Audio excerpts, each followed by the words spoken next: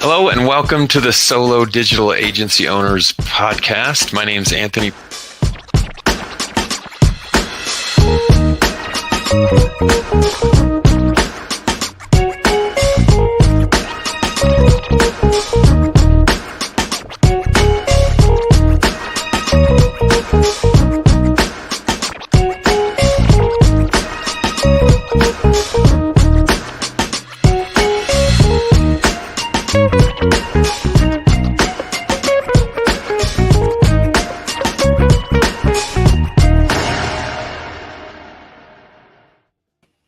Hello and welcome to episode 5. My name is Anthony Pritchard. This is Paritosh Parikh. You actually have two hosts for this podcast, and today's topic is ADA compliant websites. Are you ready to go, Paritosh? Absolutely, Anthony. This is a Uh, new topic for a lot of people, and I'm glad you brought this up, put it on the agenda. I think it's the sleeper topic, actually. And if digital agencies don't know about this, they could get caught blindsided. They could lose their clients altogether. They could be held financially responsible for not knowing about this. And so I'm glad you brought it to the forefront today as your topic of discussion. I hope everybody out there who's watching is understanding the gravity of this topic. yeah, I think you're absolutely right. Hello everyone. Thank you for tuning in.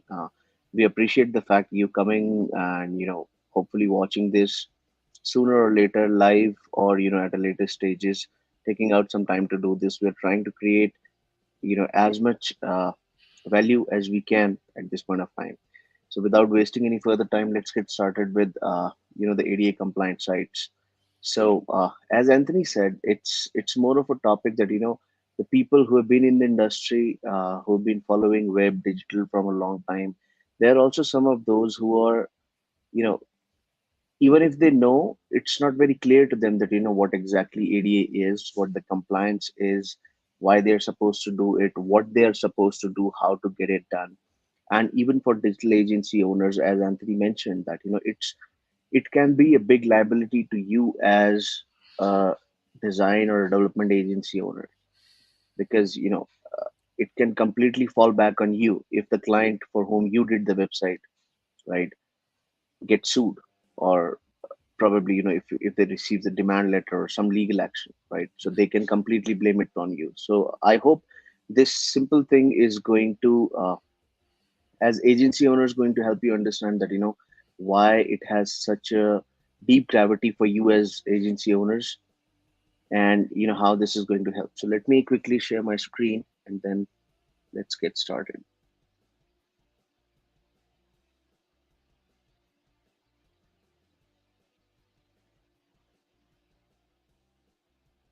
Okay, so Anthony, let me know once you can see this, and then I'll get started. Yep, I can see it. All right.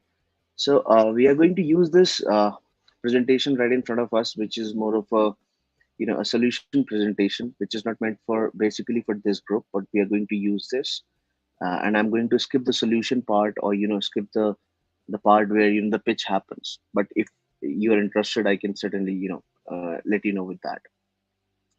So ADA compliance. Let's get started Yeah. with the And full form. before you jump American. into this too, Uh, Paritosh, let me just yeah. add in the comments here a link that people can go to if they want to read the book that you wrote about this. They can get a Oh free yeah. download.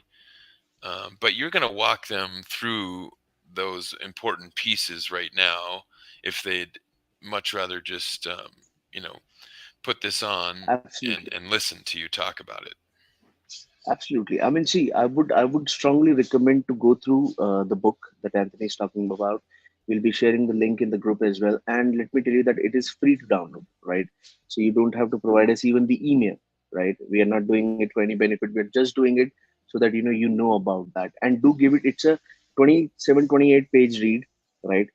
Give it a good read, because and the reason why I'm saying that, irrespective how much I can explain, you can always ask me questions, but still give it a good read, because this is something that we are dealing with, law and legislation, So it is better to read, right? I have given enough reading, but still I would highly recommend give it a good read because it's a law, it's a legislation, and we are talking about two federal laws, two state laws, one international law, right? So it is better to give it a good read.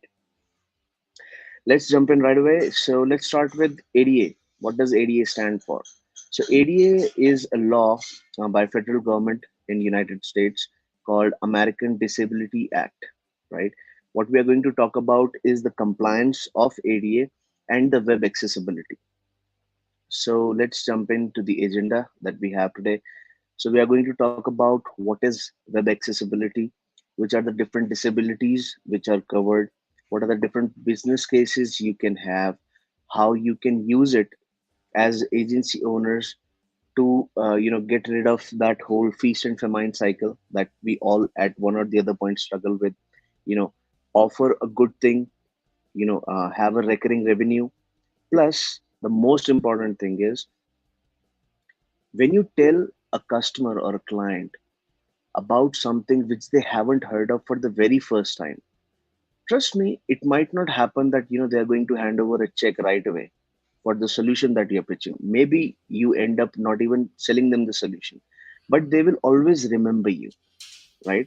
And the reason why I'm putting stress on this part is because the whole idea of retargeting in ads, the whole idea of sending newsletters, the whole idea of the whole customer relationship is to make sure that you are on the in top of their head, whenever they are trying to make a decision that you can cater to. Be in front of them, right? Make them know your name, know your brand, know what all you do at all possible times, right? So if you're going to tell a customer or make them aware or educate them on something for the very first time, trust me, obviously this is not a question that you can ask and they can tell, but they will always remember you, right? And that is the credibility that you need with your cold audience. It's a good foot in the door offer as well, right? We'll discuss about the offerings part later. So let's right away jump in into what is web accessibility. So there are content guidelines called Web Content Accessibility Guidelines. WCAG is how we commonly refer as. Hmm. So WCAG is comes at a second stage that when you talk about the guidelines. First, I think let's talk about what is web accessibility.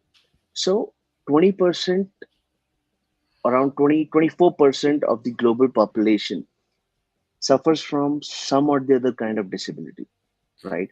So the best example that I can tell you is, the people who are having some cognitive disorders, or let's say if they are blind, if they're half blind, right? So all these things we are going to talk about that. What are the different kind of disabilities falls under, and we can cater to. But just Do for you the know? sake of I have a example, question, Paratosh. go ahead, Do go you ahead. know how parents punish their blind children? I'm sorry, no, go ahead. They rearrange the furniture. Oh yeah, yeah, absolutely. I get it. I get it. And, I think I'm so glad you brought that up because, I think this can be a perfect example of how a simple thing, how a simple activity of a normal person's life, right, is a big task for somebody with disability, right? Yeah. And that is one of the core reasons of having the whole web content accessibility guidelines in place. Ton of people, ton of organizations working towards this, that what's normal to you is a challenge for them, right? And we need to make sure that it is we are making it as easy it is for them, right? So they can do that. Yeah, and All I right. wanted to get involved at the community level. And so I thought about creating this charity event. It's a charity Mm-hmm. bungee jump for the locally disabled kids. Mm-hmm. And we're calling it the Spastics on Elastics. Brilliant name, whoever came up with. I'm assuming it's you. Yeah, yeah. We're just having a little fun over here with the topic. Awesome. Although it's not that comical. It's okay to talk, bring it into the light. Of course. Yeah. So, yeah, web accessibility. So let's say these are the two examples. Keep it in mind whenever you hear something from me throughout the presentation. I'll Hmm. try to say it again and again so that whoever jumps in or kind of tunes in late, they'll be able to get the context. So let's Yeah. say if a blind person is accessing a website, Hmm. right?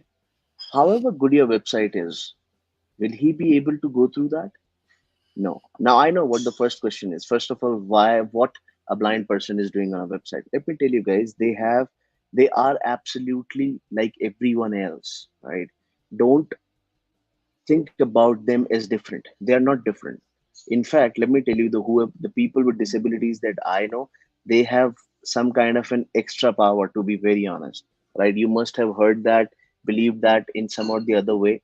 But let me just lay stress that they are absolutely like us. It is just that you know they have a different set of challenges than us. That's it.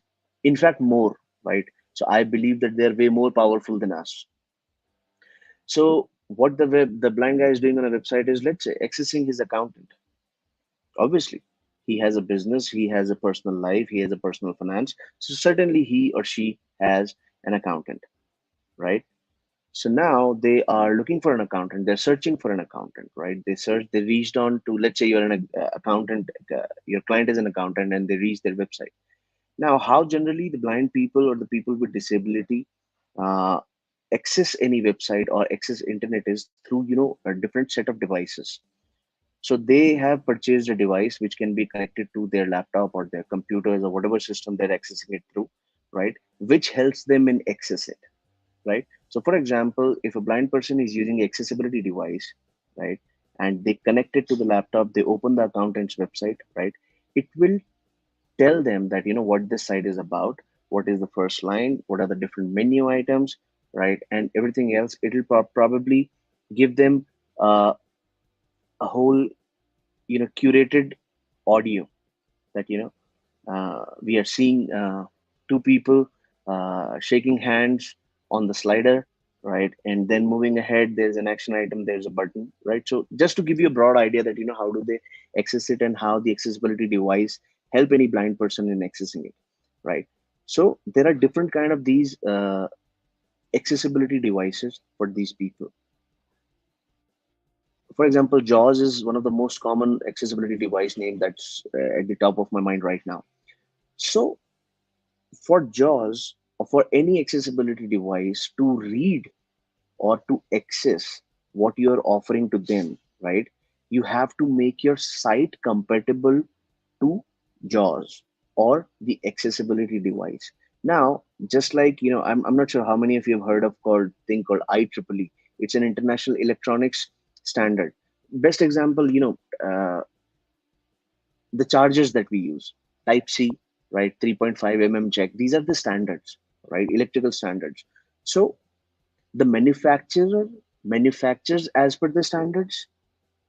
The person who is holding any kind of a device, let's say I have an iPhone, right, so I will look for a type C charger, right? So both the consumer and the manufacturer knows that we both have to align with this particular standard to make sure that we are building for the right people and the right people are getting the right devices or right charging port, for example, right? So that standard, that type C throughout the globe is same. So that type C, who defines that type C, right, for both the manufacturers and the consumers? That is what web content accessibility guidelines is.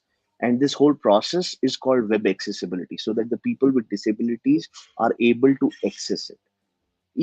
Another easiest analogy is the ramp, right? As per the building codes, any public or commercial or any kind of a building, right, needs to have a ramp so that the people with wheelchair can access it, right? Now, absolutely simple step. As I said, it obviously pushing a wheelchair, it's a powerful job, right, that you and me cannot do. So somebody with disability does that. They're absolutely normal like us. They are more powerful, just like I suggested, and they need that ramp to access or enter the building, right? So the guidelines which tell the builders that you need to make a ramp so that the people with disabilities can access it through the wheelchair. That is called the accessibility guidelines, right? ADA in broad terms kind of have the physical guidelines, just like the one I mentioned, the ramp or the whatever is there in the building code. Plus now from 2018, right? Department of Justice in United States had affirms that websites are covered under ADA compliance, and websites are because websites are a public place, right? So that is one of the reason why this whole thing kind of happened. ADA has been into existence from a lot before 2018. So now DOJ has affirmed that. Coming back, so we are clear on what is web accessibility, right? The way disabled people access the internet is called web accessibility, right? Now the standards which are created, right, are called WCAG, the Web Content Accessibility Guidelines, which basically ensures the set of rules, the behavior, the code, standards, design, and the guidelines that are meant, to allow the people with disability to the web or use the website, right? Whatever you might call them. So on the right hand side of the slide, you must be seeing different things called WCAG 2.1 compliance, ADA Title 3, Section 508, ACA, AODA, EAA, IS 5568. These are different compliances by different countries. So WCAG 2.1 compliance is more of an international standard, right? ADA Title 3 is more of US, right? Section 508, again, it is a part of the Rehabilitation Act and applies to United States. ACA, AODA, similar, exact similar thing, but for Canada, right? Then, I mean, some of the you will find a lot of overlapping in these content guidelines or in these web accessibility guidelines, right? So EAAEN, as it suggests, it's for the Europe region, right? Then IS 5568 is for Israel, right? I was researching that they have one for in Australia as well, right? But and I think it's called ADDA, something like that. I'm not sure about it right now.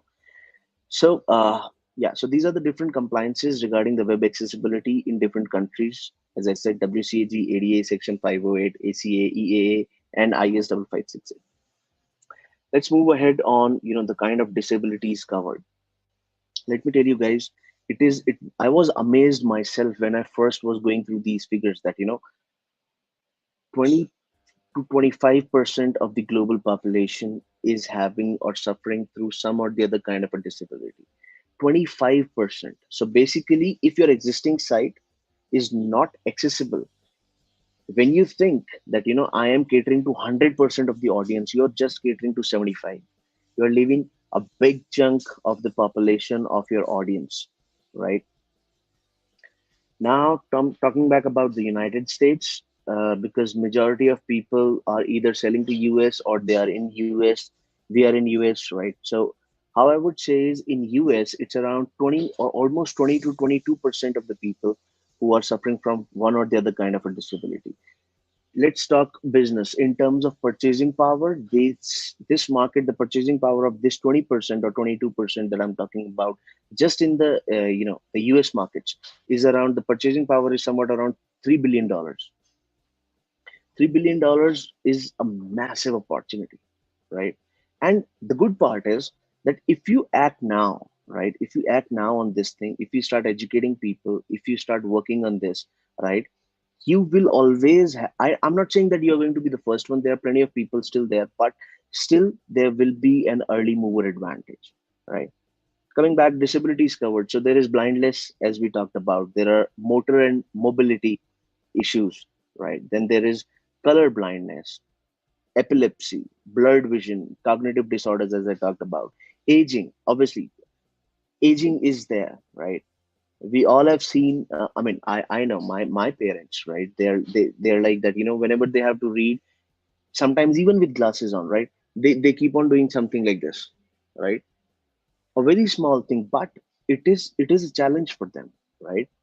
Now, obviously, my father, 75 years of age, obviously he does need whatever an accountant is doing, whatever a lawyer is doing, whatever anybody else is doing. They need their services, right? So for them, it is important. Plus, I know how much money my father has, right? So he is a good prospect, a good customer for somebody selling accountancy as a service, bookkeeping as a service, lawyer, X, Y, or Z, whatever your clients are doing. Even a yoga studio, right? One of our members is catering to yoga studios. So even yoga studios, it's either way a public place, right? And then cataracts and some more. So these are the major disabilities which are covered under ADA compliance by our solution. This is the one covered by our solution. There might be few things which I might be missing. I'm not the one who knows everything, right? I do make mistakes as well, but as far as this thing is concerned, these are majorly the one that you need to take care of while designing a solution. If I'm missing something, no offense to anybody, this is my limited set of knowledge, right? That might be having that. Moving ahead, the business case, talking about the ADA compliance part, the business case, there are six business cases, and how I call it is that why this is the best solution, or the best reason for anyone to go for ADA compliance, anyone to sell ADA compliance, right? These are the six absolutely profound set of reasons, the business cases, why one should do it, why one should sell it, and why it is probably the best thing to do right now, as far as digital agency owners are concerned, and everything else. But before that, let's talk a bit about why agency owners should do it, because that is not covered in this presentation. So let's say I made a website for my accountant client, right? Now, accountancy is something that obviously, everybody accesses. It's available on the internet. So again, the blind guy accesses it and he is unable to access it, or he have some kind of a trouble in accessing it, or let's say they got engaged with your services and then they had a bad experience because they didn't read something properly, or they didn't access the right piece of information when they were supposed to access it, right? So then this blind guy is going to sue the accountant, right, under the ADA Act. Probably, let's say if they're in California region, they might end up sending the demand letter first, right? And otherwise, they will be filing a lawsuit. It and guys, let me tell you, it can be a class action as well, right?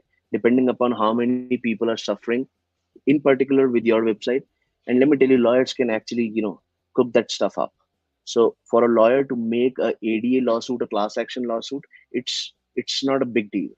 It happens. It has happened in past with bigger brands that who have money, who you think, or I think that they can handle things in an offline mode as well, right? In a bypassing mode as well. So even they have been sued and they had to pay, right?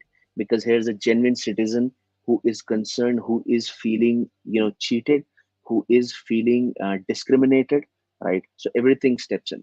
Now, this accountant says, I am an accountant. I don't know anything about accessibility. It was my developer's job, right? Now you can say that, you didn't ask about me, but the problem is that it is your duty to tell them, right? Everybody is not going to understand it. Everybody is not going to say to your solution, right? But still, what you have to do is that even if they say no, you need to present them with this. If they say no, get a waiver signed, right? It can be a simple one-page paper. You can send it using a DocuSign, HelloSign, Zoho Sign, whatever you use, right? Get it signed, keep it with you, just so that whenever any such thing happens to the customer, they cannot fall back on you, right? And you or your organization doesn't get sued or gets any kind of a financial liability or any other legal liability, just in case. If the customer is good, they might end up saying that let's share the legal expense, or let's share the financial liability that we are being sued for.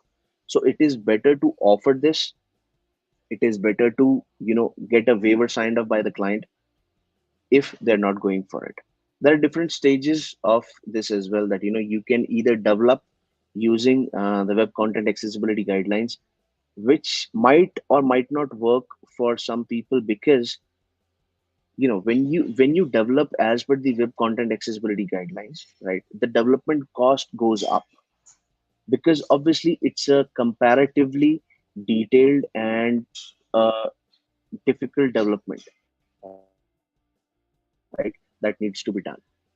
I won't say difficult, because the difficulty level depends upon person to person, organization to organization. But it is not an easy job. Let's say if you're selling a website for $15,000, it will bare minimum will move it up to $20,000, right? So it is $5,000 is not something that an accountant will be good with, right? If the quote increases, so they might end up saying no, right? Because I don't think that is going to happen. So for yourselves and for them, you have to come up with something that which is a different kind of a solution, which doesn't happen right during the development part, but it still caters to the compliance, right? So that is the kind of solution that we have, which is a much lower cost. Plus it's a lot easier as compared to development part. Yes, we do, let me tell you, as an organization, we do ADA or WCAG compliant development as well, right? It has a different stuff called file accessibility, media accessibility, different. It's a very detailed topic when you get into that, right? We won't be able to touch all the aspects, but I'm just trying to cover as much as of a bit of the law aspect and a bit of the the business aspect. So moving ahead, with that said, just make sure I'll just end this on a note, this particular one, that just get a waiver signed if they're not opting for an ADA thing, right? And get in touch with me if you want to know about the solution, or if you want that how can we propose something to a customer before they sign a waiver, or after they sign a waiver, or once we talk about the whole ADA thing, right? I can absolutely help you with that. So the first one is drive innovation. As it says that innovation doesn't discriminate, ideas don't discriminate, thoughts doesn't discriminate, right? So and let me tell you, when I say ADA compliance, or any of these compliance solutions, these are not just restricted to websites, right? If you're an organization with, let's say, 5,000 employees, for example, right? You have a whole organization, right? 5,000 is a huge number. And look, yep, I'll come back to that, but just don't let this number of 5,000 employees you know uh, make you understand that this thing is only for the big people. Mom and pop stores, small and mid, and in fact, SMBs are the most affected by this issue right now. It's just that they don't know it, and they only get to know when somebody sues them, right? That's a problem. So so hence, making the systems, making the applications that even your team is accessing, that obviously your websites, right? Making them accessible drive innovation, because every person who might not be letting you know that if they've just gotten into some kind of a disability, because there are the disabilities that we discussed, there are some of them which are not by birth. Excuse me. I'm sitting in a hotel lobby, so the phone is ringing. Kindly excuse me. So yeah, that's that. And then what happens is that since you make it accessible, now everybody can contribute to the whole innovation part. They can contribute to that, how they can contribute back to the consumers, or it can be consumers to it, and consumers to consumers, your consumers and consumer to client. Yeah, I know it's confusing, but basically just so that the free flow of idea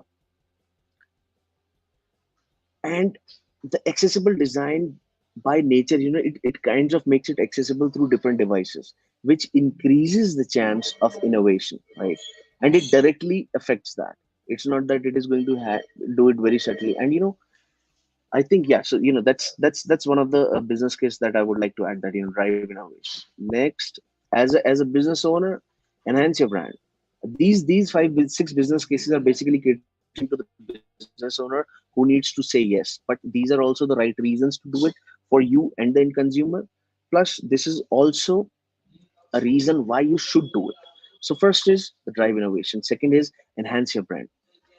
Just like bigger organizations, even smaller ones, because I mean there are plenty of my small medium business clients, right, who are doing absolutely phenomenal job for their corporate social responsibility, giving back to the community, their way of helping the people, right? So this is an absolute part of that, and this is certainly going to help you in enhancing your brand, that how, okay, so we are donating $15,000 a year towards towards dolphins, for example, right? Okay, so you went to dolphins. Now we are also making our sites accessible, our applications accessible, our whole content accessible, right? That again, you are catering to a different set of humans, which are way more important than even you and me, right? And you are extending the reach. So this good cause that you're doing, this good thing that you're doing in general, right? Because either way, it's the right thing to do, is going to enhance your brand in some or the other way, right? So adding to the corporate social responsibility, probably companies have different set of budgets set aside for the CSR, reputation, increased sales, customer loyalty. Everything comes with enhancing your brand. So that was the second reason. Moving ahead, extended market reach. As I said, that the global estimate of disability market is nearly $7 trillion, right? 7 trillion, and in US itself, right? As I said, it's almost 3 billion, if I'm not mistaken. And these are not something coming from me. As you can see on the left hand side, these are Forrester Research economic impact studies. You will see different kind of purchasing power studies on the internet, that you'll be able to understand that why this is important. So this is the extend market reach, caters to that. You are now, so far you were only serving to 75% of people. Now you will be serving to 100% of people, because for you, your customer, those 25% of people, in your head it never existed, because you made an assumption that as a plastic surgeon or as a plastic surgery practice, these people are not my client. Says who? Is all I'm asking. Says who? Right? So extending this market reach, as the slide says, in the US, annual discretionary spending of people with disabilities is over $200 billion, and annual, right? Might not be going with what I just said, 3 billion, but I made a mistake. So let's rectify that. It's $200 billion. If you can forget a pie.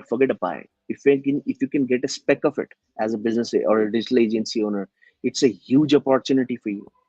And the best part is, it is an absolute perfect solution for you to pitch and for somebody to do. It drives innovation, it enhances your brand, it is extending your market reach so far. Moving on quickly to the next slide. Legal risk. Okay, so this is the part that I hate to talk about, because otherwise, first, people think that this is the reason why they should do it, right? Obviously this is the reason why they should do it, but this should not be the only reason why they should do it, right? They should do it because of, obviously, the first three reasons that I explained, right? Now, coming back to minimizing legal risk. Many countries have law. We talked about them, WCAG International, then 508, ADA for the United States, AODA for Canada, IS for Israel, and then the one for Europe, and in Australia as well, right? No clue about any of the other countries. They might be working on it, and even if they don't, WCAG applies to each one of them, right? And WCAG is not a law. Let me add that WCAG is just a guideline. It's not a law, right? So you can get sued, guys. Let me tell you that people have been receiving demand letters. People are receiving lawsuits on a very regular basis. There have been almost 200% of rise in the number of lawsuits filed for disability, right? And small and medium businesses are the one paying. Average settlement, I mean, 93% is the conviction rate, right? So if you go to court, right, there are 93% chances that you'll get convicted, and you have to do whatever the outcomes are as a business. Other than that, obviously, if you are in the region where demand letters is one way of going with that, demand letters can be served. You have to pay that amount, right? Lawsuit, obviously, lawsuit, not just lawsuits, class actions as well, right? So that's there. Average settlement outside the court settlement cost is somewhat ranges between 35 to $65,000, right? And this is per occurrence, guys. Let me tell you, this is per occurrence. So if in a day, God forbidden, if any business gets sued by three different people, right, who don't know each other, whose lawyers doesn't know each other, otherwise, I don't know exactly, but I'm not a lawyer, but that might have been a class action. But let's say if there are three different people who feel discriminated, or feel that they just cannot access it, they cannot access a public thing, right? So they might end up suing it. And if you get three such occurrences in a single day or even in an hour, right? Those are three different out of the court settlements. Even let's say the average is 35 to $65,000, but let's say even if you do it for $20,000, that's $60,000 in a day. And if you don't get compliant by the next day, by the next week, right, then you are open to more than 300 or maybe 3,000 for the rest of the week as well, right? So that is the legal risk. Obviously, being compliant minimizes the legal risk. This is the reason plenty of different companies who are offering AD solutions use this as their baiting, that okay, this is the reason why you should do it, and this is the reason that I hate to tell customers that why you should do it. You should do it because it is the right thing to do. This is going to help you and others. But yes, if you get it through this way, then obviously yes, it minimizes the legal risk, and there is a huge legal risk that you're not aware of right now. But the day you'll get served, you have to get compliant either way. But that will be in addition to whatever happens to that lawsuit that is coming your way. Anyways, moving ahead, let's talk about these. Just like I said, 200% increase in lawsuits. It is even way more now, right? As I said right in the beginning, DOJ guys, Department of Justice has affirmed this, right? So this is serious, even for you, your customers, whoever likes to get that by whichever way they want, right?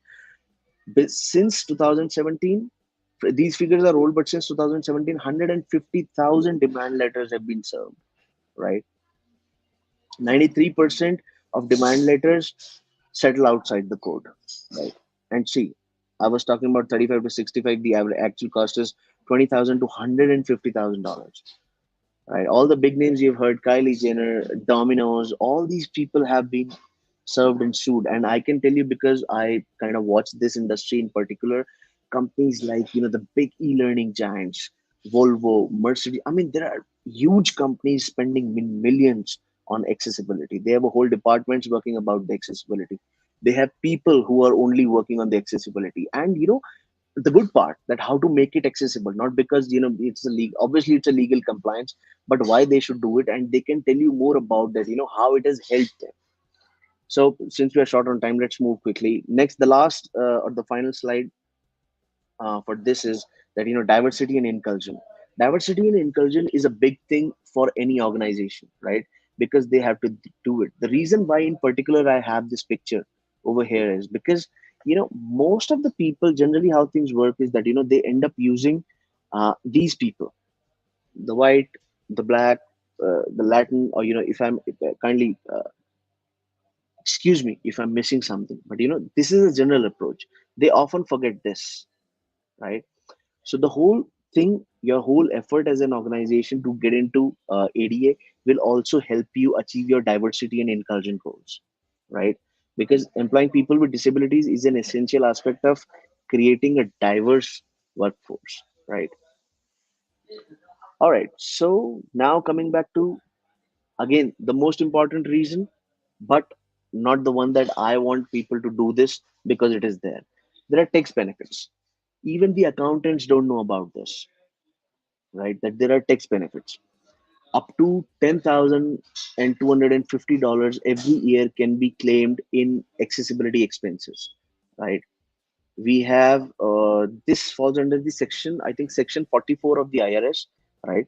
And we can even help you with that, right? If somebody is spending. So there are huge tax benefits, but these tax benefits are only applicable to small and medium businesses.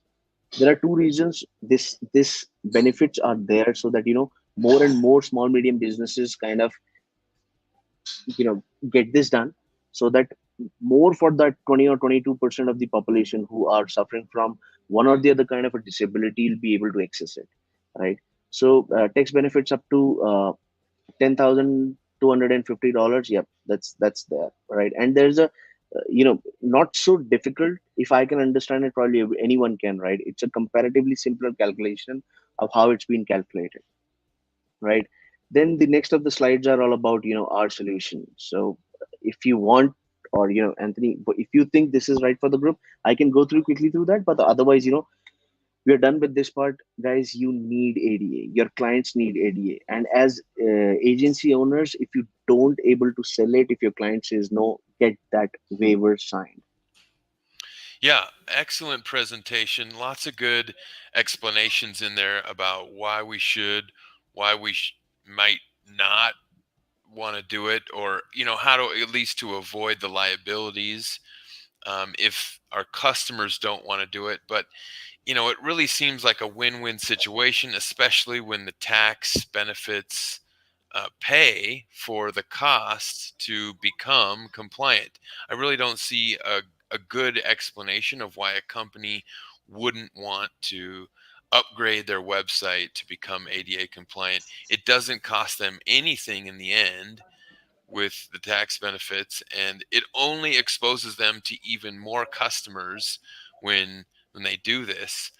And it could expose them to even more customers, because Google is going to look fondly upon those websites that are following the rules, and it's going to penalize websites that aren't doing that and benefit those websites that are doing that. I mean, we know the golden rule of Google is give people what they want, and people who are disabled want to be able to access websites.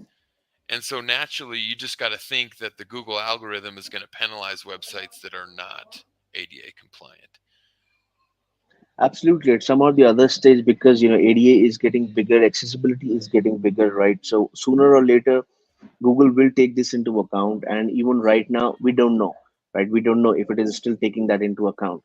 But there are search engines coming up just for the disabled people, and I'm pretty sure that how the whole last January update, kind of change the parameters a lot in terms of how Google assesses the website, right? It can happen overnight, for us, right? Not for Google. Obviously, they've been spending way more time on doing that, but it can happen for us overnight that tomorrow morning a new update happens, and now if your website will be the preference will be given to the websites which are accessible, right? Mhm. So obviously, and see, don't people should understand that they should do it not because there are chances to get more business, there are chances for them to enhance their brand, they are legalizing, minimizing the legal risk. They should do it because it is a right thing to do. It Mhm. is a right thing to do, Yeah. right? Yeah. So, if this presentation moved you in any way, certainly get involved a little bit further. Do your research. Paratosh has done the research for you, and here is the URL that you can go to in order to find some more information, at least information that you can share around the boardroom table when this topic comes up for discussion at your next meeting, which it should, because of the penalties, because of the tax benefits, because of the increased exposure to more customers. And, so I just want to thank you for doing that hard work for us, and identifying that this is an important part of our industry. It's something we shouldn't ignore. We should be the first movers, be the first ones to bring this up at the next meeting, and to potentially avoid some suffering down the road by not bringing it Absolutely. up. Absolutely. And guys, if you have any questions, please feel free to ask me, email me, connect me, or with Anthony wherever you want, right? It's not about just about the group, right? Obviously, group is there if you want to do that, right? Mhm. But if you want to do it anyway, because me and Anthony, we both are a firm believer of the fact that educating somebody on anything is way more important than anything else. Rest of whatever an agency owner is looking for, whatever a business owner is looking for, is a byproduct, right? Just be, just try to be that good person, the right person who does it, so that people get aware about it. And Mhm. if you want, we can even talk about in the group on what are the kind of rebuttals I get even today. All right, that when I approach somebody with the ADA, first of all, they get also kg because they think I am the lawyer. I am not the lawyer. Obviously, I don't have that in me to become a lawyer. I just cannot go through those huge books, right? So I am not the lawyer. I haven't made the law. First of all, I didn't make the law. Second, even if I made it, I didn't make it over the last weekend. AD exists for ages, and even if we talk about the incursion of websites as a public place, or something that ADA covers now, even that happened in 2018, right? So that's still 4 years back, Mhm. right? So yeah, we can talk about those rebuttals as well. Yeah.